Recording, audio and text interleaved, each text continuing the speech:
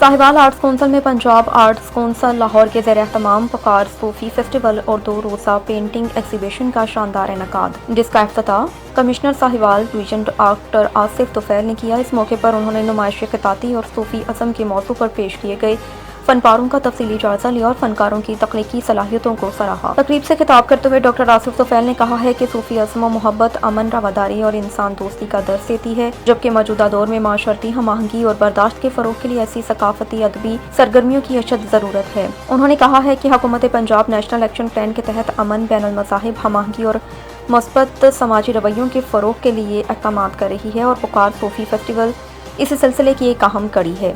नुमाइश में कुरानी आयात, सूफिया कराम के अक़वाल, दरवेशियों की ज़िंदगी और सूफियाना अफ़कार की अक्कासी करती खूबसूरत पेंटिंग्स पेश की गईं, जिनमें मोहब्बत, भाईचारे और बर्दाश्त का पैगाम नुमाया था।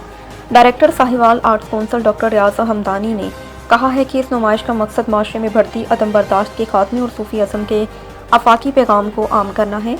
तकरीब में मोग़ीज़ बिन अज़ीज़, शाहिद नदीम, फ़नकारों, अदीबों, तलबा और शहरियों की बड़ी तादाद ने शिरकत की।